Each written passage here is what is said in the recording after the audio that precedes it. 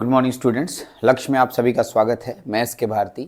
आज से micro processors और माइक्रो कंट्रोलर्स जो आप लोगों का एक सब्जेक्ट है, इस पे मैं ऑब्जेक्टिव सीरीज़ बना रहा हूँ और आपके सामने 1 बाय 1 सेट 1, सेट 2, सेट 3 ऐसे करते हुए ऑब्जेक्टिव की वीडियोस आएगी। आप इसको देखें। मैं पूरी कोशिश करूँगा कि हर एक ऑब्जेक्टिव में जो उसके एनालिसिस होंगे वो मैं आपको करके दूँ। उस एनालिसिस के बाद आराम से आप समझ पाएंगे कि उस आंसर्स एनालिसिस अगर ठीक से देखिएगा तो हो सकता है कि उससे रिलेटेड 2-4 क्वेश्चन और बन जाए। इसलिए ठीक है, आप अच्छे से जितने भी मैं 20-20 या 15-15 जितने भी क्वेश्चंस के एक सेट बना करके इसके वीडियोस बनाते बनाते भेज रहा हूँ, आप इसको देखें और कहीं डाउट होता है तो फिर डिस्कशन करेंगे। चलिए तो हम लोग पहले फर्स्ट आते हैं। पहला है, फर्स्ट क्वेश्चन हम लोग के पास आ रहा है, the micro processor consist of. इसका मतलब ये हुआ माइक्रो प्रोसेसर में क्या पाया जाएगा, मतलब माइक्रो प्रोसेसर में क्या क्या पाया जाता है ये आपको बताना है। तो माइक्रो प्रोसेसर कंसिस्ट ऑफ साफ साफ लिखा है, क्या होगा आंसर आप बता सकते हैं, खुद सोचिए। तो चलिए हम लोग माइक्रो प्रोसेसर के ब्लॉक डायग्राम पे जाते हैं। यदि माइक्रो प्रोसेसर के ब्लॉक डायग्राम पे जाइएगा तो आपको देखिएगा कि अगर एक इस तरह का एक फोटो बना हुआ मिलेगा, ठीक है, आपको ध्यान दीजिएगा। इसमें लिखा होगा BCDEHL, यहाँ लिखा होगा PC, यहाँ लिखा होगा SP और यहाँ लिखा होगा इंक्रीमेंट डिक्रीमेंट रजिस्टर। ठीक है, इंक्रीमेंट डिक्रीमेंट रजिस्टर लिखा होगा, ठीक इस तरीके से। तो सबसे पहले तो इतना पता चल गया कि माइक्रो प्रोसेसर के अंदर PC पाया जाता है और SP पाया जाता है, यानी प्रोग्राम काउंटर और स्टैक पॉइंटर पाया जाता है। तो इसका मतलब ये भी पाया जाता है सर, ये भी पाया जाता है, सही है। तो दोनों ऑप्शन तो होगा नहीं, लेकिन और भी देख लेते हैं। कुछ देर के बाद जब आप आगे बढ़िएगा तो पता चलेगा कि बीच में एक छोटा सा ऐसा बक्सा बना हुआ है, इसमें लिखा होगा ALU। इसका मतलब माइक्रो प्रोसेसर के ब्लॉक डायग्राम में ALU भी मिलता है। तो हम लोग साफ साफ बता सकते हैं कि ALU भी पाया जाता है। तो जैसे ही लास्ट ऑप्शन पढ़ते हैं, लिखा है ऑल ऑफ दीज। क्या लिखा हुआ है? ऑल ऑफ दीज का मतलब ऊपर के सभी माइक्रो प्रोसेसर में पाए जाते हैं, इसलिए इसका आंसर होगा ऑल ऑफ दीज। कौन आंसर होगा? All of these. ठीक है, पहला क्वेश्चन अच्छे से समझ रहे होंगे, धीरे धीरे आप समझ जाएंगे क्वेश्चन को अच्छे से। ठीक है, बहुत अच्छे से क्वेश्चन को समझ में आने लगेगा। चलिए दूसरा क्वेश्चन को देखते हैं हम लोग। ठीक है, दूसरा question, blank is not a part of micro processor. Blank is not a part of micro processor. ठीक है, माइक्रो प्रोसेसर का पार्ट नहीं है। तो आप अगर देखिएगा तो माइक्रो प्रोसेसर के अंदर अभी तो आप बताए कि ALU पाया जाता है, इतना तो श्योर है। चलिए, मैंने बोला था कि एक एनालिसिस करने के समय अगर आप उसको ठीक से सुनिएगा तो उससे रिलेटेड आने वाले क्वेश्चनों में बहुत सारा प्रभाव पड़ेगा और क्वेश्चन बन भी जाएगा। तो पहला मैंने लिखा blank is not a part of micro processor, यानी ALU। ठीक है, sorry, blank is not a part of micro processor. तो ALU माइक्रो प्रोसेसर का पार्ट है, बोलता नहीं है, बताइए। कंट्रोल यूनिट भी है सर। जब आप ब्लॉक डायग्राम पढ़ते हैं तो देखिएगा यहाँ पर जो है, ठीक है, ALU पाया जाता है। अगर आप मेरा वीडियोस देखे होंगे और ब्लॉक डायग्राम बनाए होंगे तो इंस्ट्रक्शन रजिस्टर पाया जाता है, फिर इंस्ट्रक्शन डिकोडर पाया जाता है। ठीक है, और इंस्ट्रक्शन डिकोडर के साथ साथ ठीक है, इंस्ट्रक्शन डिकोडर के साथ साथ timing and control unit, T&C unit, ठीक है, यहाँ पर पाया जाता है। तो आप देख सकते हैं कि ALU भी इसके अंदर है, टाइमिंग कंट्रोल यूनिट भी है। बट ये वाला चीज memory devices and IO devices, ये माइक्रो प्रोसेसर के अंदर नहीं होता है। Memory and IO devices micro processor के अंदर नहीं होता है, इसलिए नॉट ए पार्ट बोल रहा है। तो आप इसका ऑप्शन ये मारेंगे कि ये मेमोरी और IO डिवाइसेस इसका पार्ट नहीं है। चलिए तीसरे क्वेश्चन पे बात करते हैं। ये दूसरा क्वेश्चन हुआ, तीसरा क्वेश्चन आते हैं। A microprocessor chip perform the function of blank ROM, RAM, peripheral devices, control unit and ALU। बहुत इंपॉर्टेंट क्वेश्चन है, कंट्रोल यूनिट एंड ALU। कहता है कि माइक्रो प्रोसेसर का जो चिप है कौन सा काम करता है। ठीक है, मतलब उसमें मेन काम कौन करता है, सबसे मुख्य काम क्या ROM करता है, क्या RAM करता है। तो अभी पिछला वाला क्वेश्चन को ठीक से सुनिएगा तो आंसर आ जाएगा। अभी हम आपको बताएं कि जो माइक्रो प्रोसेसर है, ये जो माइक्रो प्रोसेसर सिस्टम है, ये माइक्रो प्रोसेसर सिस्टम में कभी भी मेमोरी नहीं होता है। क्या बोला? मेमोरी नहीं होता है। ठीक है, नहीं होता है। तो मेमोरी के अंदर ही तो मेमोरी के दो टाइप होते हैं, प्राइमरी एंड सेकेंडरी। इसी के अंदर रैम रोम भी आता है। हाँ जी, रैम रोम भी आता है। तो रैम रोम तो होता ही नहीं है, तो ये तो पहला ही क्वेश्चन होगा कि परफॉर्म फंक्शन रैम का नहीं करेगा, रोम का नहीं करेगा। अब है पेरिफेरल डिवाइसेस, एकदम। तो पेरिफेरल डिवाइसेस माइक्रो प्रोसेसर के फंक्शन को काम नहीं, हेल्प करने के लिए आता है। पेरिफेरल डिवाइसेस का मतलब क्या होता है, किसी भी माइक्रो प्रोसेसर के अगल बगल पड़ोसी में जो डिवाइसेस जुड़े होंगे जो उसके काम को हेल्प करेंगे, उसको हम लोग क्या कहेंगे, पेरिफेरल डिवाइसेस। तो ये भी नहीं होगा। हाँ, कंट्रोल यूनिट और एएलयू, किसी भी माइक्रो प्रोसेसर के अंदर कोई काम करवाना है तो उसको करवाने के लिए दो लोग जिम्मेवार होते हैं, खासकर कंट्रोल यूनिट, मतलब वहाँ का जो कंट्रोल यूनिट होगा वो काम कराएगा, और फिर कौन सा, एएलयू बाकी काम कर देगा, मतलब अर्थमेटिक लॉजिक यूनिट। तो ये इसका आंसर, सही आंसर होगा, ये तीसरा नंबर का सही answer, control unit and ALU, आप इसको पुट कीजिएगा। चलिए चौथे नंबर क्वेश्चन पे हम लोग बात करते हैं। चौथा नंबर क्वेश्चन क्या है हमारे पास, सॉरी,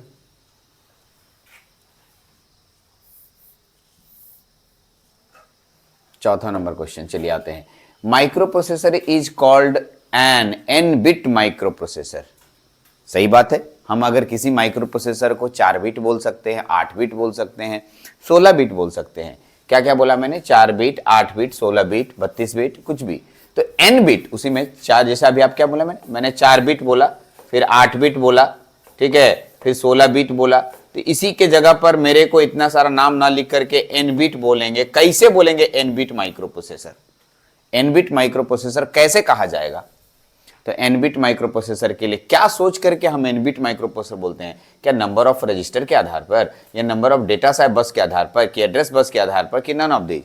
नहीं, डेटा बस के आधार पे। माइक्रो प्रोसेसर का डेटा जितना रहता है उतने ही बिट का माइक्रो प्रोसेसर को बोला जाता है। जैसे मान लिया कि 8085 के पास डेटा लाइन कितना, 8 डेटा लाइन है, तो हम लोग बोलेंगे 8 बिट माइक्रो प्रोसेसर है। यदि 4004 के पास डेटा लाइन 4 बिट का है तो वो 4 बिट माइक्रो प्रोसेसर है। यानी डेटा लाइन के आधार पे ही हम डिसाइड करते हैं कि माइक्रो प्रोसेसर कितना बिट है। यानी कि यदि कोई माइक्रो प्रोसेसर के पास, microprocessor has 16 bit data, 16 bit data, कितना डेटा बाबू, 16 बिट का, इसका मतलब वह 16 बिट वाला माइक्रो प्रोसेसर है। कोई भी माइक्रो प्रोसेसर कितना बिट का है इसको पहचानने के लिए हम लोग, कितना बिट का है उसको पहचानने के लिए हम लोग, ठीक है, उसके डाटा लाइन को जानते हैं। क्या बोला मैंने, डाटा लाइन से उसका पता चलता है। याद कर लो, कौन सा लाइन बोला मैंने, डाटा लाइन से पता चलता है। कौन सा लाइन से पता चलता है, डाटा लाइन से पता चलता है। चलिए, तो इसका मतलब इसमें आंसर कौन होगा, बी नंबर सही आंसर होगा। बी नंबर एकदम सही नंबर, सही आंसर होगा। चलिए अगला टर्म देखते हैं। नेक्स्ट क्वेश्चन पे हम लोग बात करते हैं, ठीक। चलिए नेक्स्ट क्वेश्चन क्या है, एएलयू स्टैंड्स फॉर, एएलयू, अरे यार इसमें कोई दम है, ये क्वेश्चन दे दिया, आप क्यों दिया हम नहीं मालूम, लेकिन ये तीसरा या चौथा क्लास का बच्चा पढ़ता है। एएलयू का full form arithmetic logic unit होता है। फिर भी आप अभी नहीं जानते होंगे, वो उनके लिए अर्थमेटिक एंड लॉजिक यूनिट होगा। एएलयू का full form arithmetic and logic unit. चलिए नेक्स्ट क्वेश्चन पे बात करते हैं हम लोग। नेक्स्ट क्वेश्चन हम लोग के पास आएगा, ठीक है, which part of the computer perform arithmetic calculation. चलिए थोड़ा सा मैं इसको समझा देता हूं। यहां पर वर्ड्स है, कौन सा ऐसा माइक्रो प्रोसेसर का पार्ट है जहां अर्थमेटिक कैलकुलेशन होता है। तो आपको याद करा दूं, आप मेरे नोट्स के एएलयू को जाके पढ़ें प्लीज, ठीक है, आंसर एकदम मिल जाएगा। एएलयू एक ऐसा रजिस्टर है, ठीक है, एएलयू 8085 में, ठीक है, 8 बिट का रजिस्टर है। कितना बिट का रजिस्टर है, 8 बिट का रजिस्टर है, ठीक है, 8 बिट का रजिस्टर है। इसमें सभी तरह के, सभी अर्थमेटिक, क्या बोला, सभी तरह के अर्थमेटिक एंड लॉजिक ऑपरेशंस होते हैं। जोड़, घटाव, गुना, भाग, एंडिंग, ओरिंग, ठीक है, एंडिंग, ओरिंग, सभी तरह के काम हो सकते हैं, सभी तरह का अर्थमेटिक एंड लॉजिक ऑपरेशंस। तो पूछा अर्थमेटिक ऑपरेशंस करने वाला कौन है, तो एएलयू। एएलयू अर्थमेटिक और लॉजिक दोनों तरह के ऑपरेशंस करता है। तो हमारा क्वेश्चन, हमारा कंप्यूटर पूछ रहा है कि कौन सा ऐसा पार्ट है जो अर्थमेटिक लॉजिक ऑपरेशंस दोनों करता है। चलिए अगला क्वेश्चन पे बात करते हैं हम लोग, ठीक है, अगले क्वेश्चन पे बात करते हैं। 7वां नंबर है, the blank perform all the computation in micro processor. फिर वही बात, सेम ही क्वेश्चन को घुमा के रख दिया। कंप्यूटेशन का हिंदी होता है हल करना, माने कैलकुलेशन करना। कंप्यूटेशन का क्या मतलब होता है? कैलकुलेशन करना, कैलकुलेशन करना। ठीक है, तो कंप्यूटेशन का मतलब क्या होता है बाबू? कैलकुलेशन करना। Blank perform all the computation in micro processor. तो कैलकुलेशन कौन करता है बाबू? एएलयू। एएलयू ही सारा कैलकुलेशन करता है। जोड़ घटाओ गुना भाग को ही आप कैलकुलेशन बोलते हैं, इसलिए एएलयू होगा। कौन सा होगा? एएलयू होगा। चलिए, तो यहां से अगले क्वेश्चन पे से बाहर निकलते हैं और हम लोग, ठीक है, ओके, नेक्स्ट पढ़ते हैं। The एक्यूमुलेटर्स main purpose is. Accumulator का मुख्य काम, भले मेरी बात को सुनिए और मैं जितना बात बोल रहा हूं उसको एकदम सजे स्टोर करके रखिए दिमाग में, और उसको आगे के क्वेश्चनों में यूज होने वाला होगा भी, एकदम होगा। पहले तो एक्यूमुलेटर लिखिए। एक्यूमुलेटर का मुख्य काम मैं बता रहा हूं, जो काम बोल रहा हूं उसको 4 बार बोलते हुए रटिएगा। एक्यूमुलेटर का मुख्य काम है, एक्यूमुलेटर नाम का अगर मेरे पास कोई स्टोरेज है तो ये एएलयू को, एएलयू जो एक प्रकार का रजिस्टर है, अर्थमेटिक लॉजिक ऑपरेशंस, उसको डेटा देने का काम करता है। एएलयू को डेटा देने का काम करता है एक्यूमुलेटर। एक्यूमुलेटर एएलयू को डेटा देने का काम करता है। दूसरा, एएलयू के रिजल्ट को, एएलयू से जो रिजल्ट निकलेगा, एएलयू से जो रिजल्ट निकलेगा उसको स्टोर भी करेगा। एएलयू से जो रिजल्ट निकलेगा, जैसे मान लिया जोड़ कर लिया, जोड़ने के बाद आंसर आया, आंसर आया तो आंसर कहाँ स्टोर होगा बाबू? आंसर्स कहाँ स्टोर होगा? तो एक एएलयू में मेमोरी नहीं होता है, एएलयू मेमोरी नहीं होता है, कहाँ स्टोर होगा? एक्यूमुलेटर में, एक्यूमुलेटर में स्टोर होगा। तो एक्यूमुलेटर का 2 काम, एक्यूमुलेटर का 2 काम हुआ। एक्यूमुलेटर का 2 काम, एक काम तो हुआ कि एएलयू को आपको, ठीक है, डेटा देना, और ठीक है उसके बाद एएलयू के रिजल्ट को स्टोर करना, ठीक है, एक्यूमुलेटर में।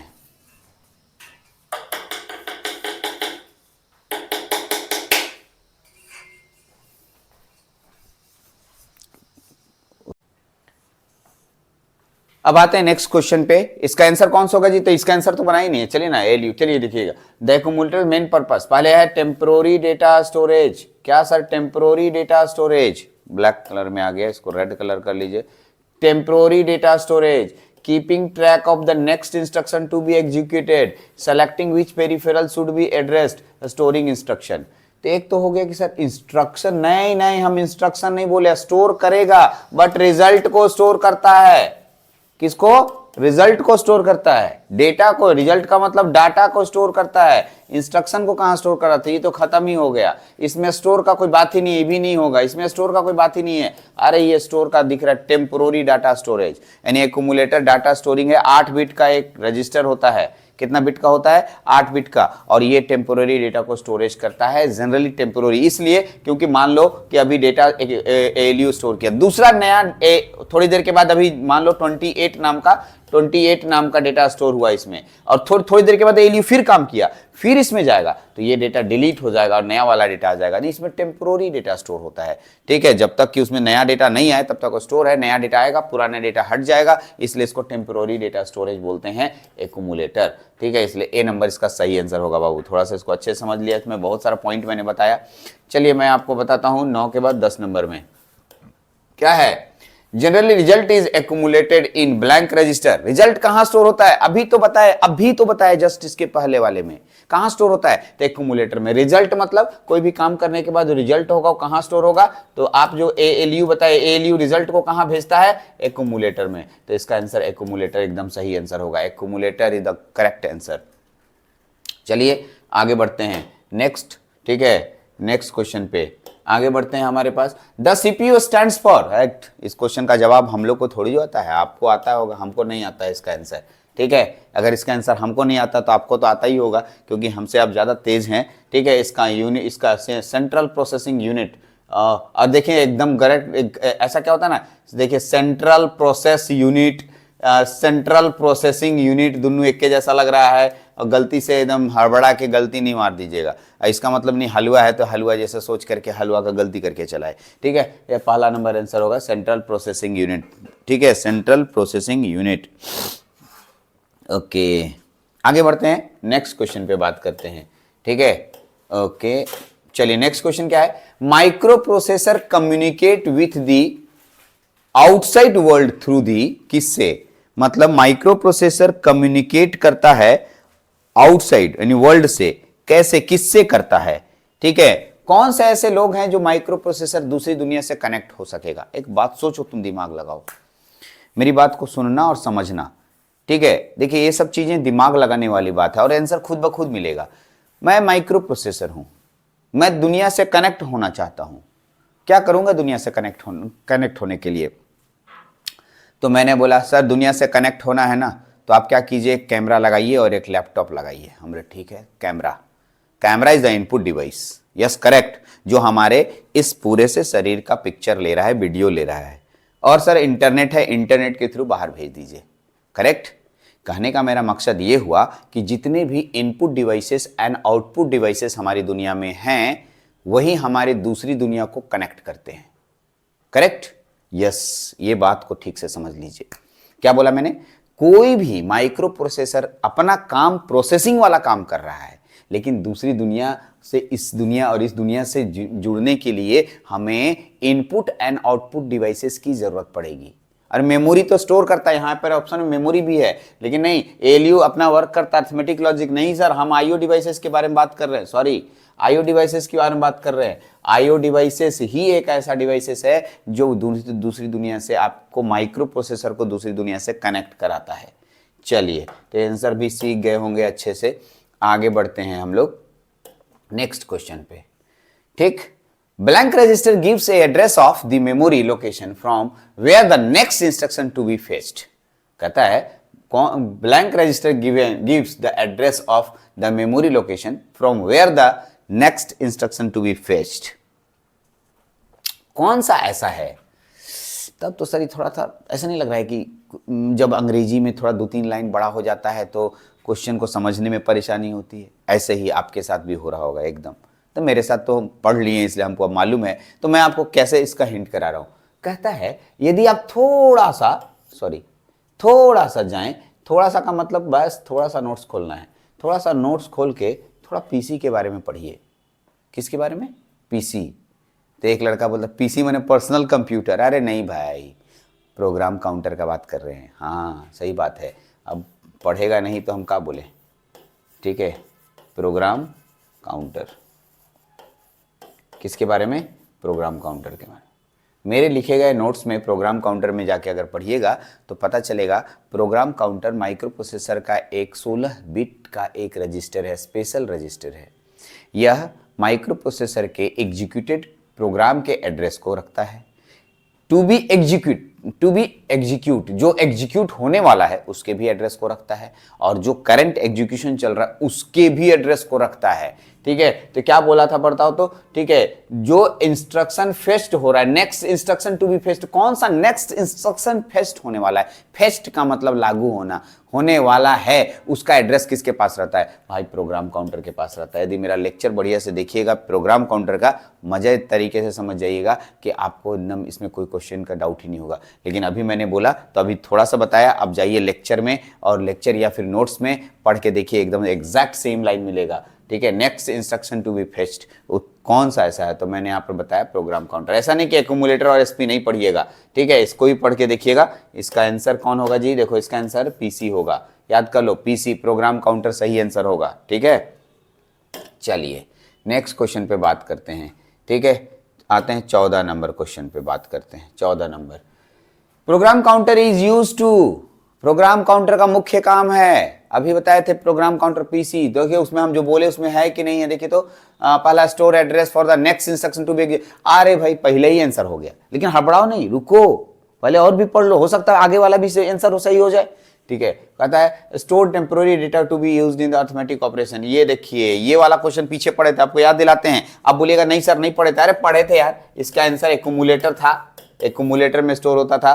Store the status of the micro processor, ये फ्लैग होता है, इसको फ्लैग बोलते हैं। देख लो अगर फ्लैग का क्वेश्चन आएगा तो ये status of the micro processor को स्टोर करने वाले को फ्लैग बोलते हैं। स्टोर द टेम्पोररी डेटा को स्टोर करने वाले को एक्यूमुलेटर बोलते हैं। नन ऑफ दीज तो छोड़िए दो। तो भाई हमें क्या करना, प्रोग्राम काउंटर। अभी जस्ट इसके पिछले वाला क्वेश्चन बताए थे कि इंस्ट्रक्शन टू बी एग्जीक्यूटेड को स्टोर करने वाले को हम लोग पीसी कहते हैं। तो बाबू सबको नोट करो, ठीक है, प्रोग्राम काउंटर। इसलिए इस क्वेश्चन का सही आंसर ए नंबर होगा, ठीक।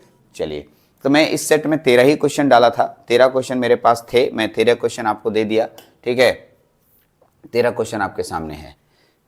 अब नेक्स्ट सेट में हम लोग और क्वेश्चनों को देखेंगे। मैंने सोचा था अलग अलग सेट हैं, किसी में 15 है, किसी में 20 है, किसी में 18 है, किसी में 17 है, जैसा सेट मेरे पास क्वेश्चन अवेलेबल हो रहा है उतना सेट बनाते जा रहा हूँ। बेसिक लेवल के क्वेश्चंस हैं, एकदम आसान से मैं धीरे धीरे लेवल अप करते जाऊँगा। यदि मेरे हर एक लेक्चर्स के क्वेश्चंस को कॉपी में नोट कीजिएगा एक बार, तो मैं आपसे गारंटी लेता हूँ कि जेई लेवल तक की क्वेश्चंस आपके बन जाएंगे।